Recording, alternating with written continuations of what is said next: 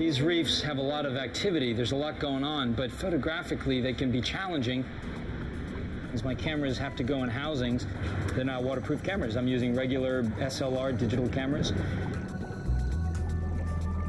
The other thing about underwater photography is that unlike terrestrial wildlife photographers, underwater photographers cannot use a telephoto lens.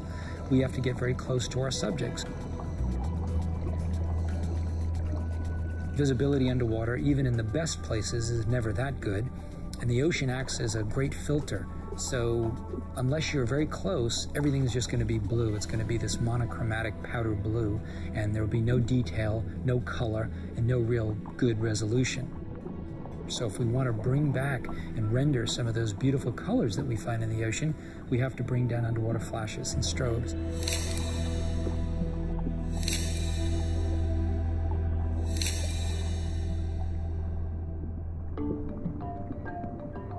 By the nature of expeditions like the Phoenix Islands expedition, you're out there and there are no camera stores, there's no places to go get a AA battery. You have to bring everything with you. So if I bring 12 or 30 cases of equipment, a lot of that is redundancy, it's backup equipment.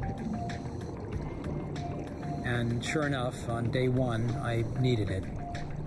I plugged in my big fancy underwater lights, my strobes, and lo and behold, some of them were not working.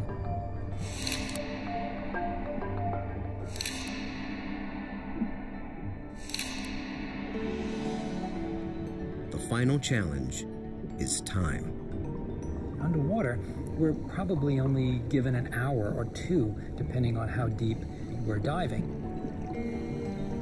I think that one of the mistakes perhaps emerging photographers make underwater is that there's this sense of urgency where they're swimming all over the place and trying to see as much as possible and photograph 100 different subjects on a dive. I would rather sit in one place and photograph one subject over 2 hours, because for me, it's not about quantity, it's about quality.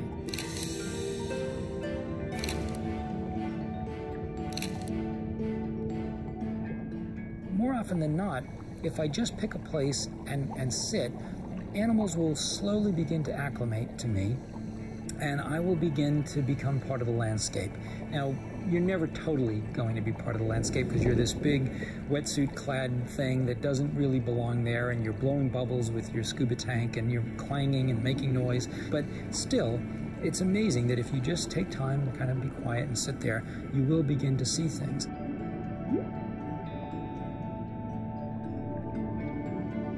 You see music, the harmony of the reef. Herbivores eat algae and make room for new corals to grow. Parrotfish, with their namesake overbite, eat coral. Carnivores keep the parrotfish down. And all of this stuff works like a well-oiled machine. It's like a Swiss clock where everything just moves in harmony. So when I'm down on these reefs, that's what I'm looking for. I'm trying to see these harmonies, this balance. It's all about seeing, you know? It's all about trying to find those magic moments, those little relationships that I don't really understand.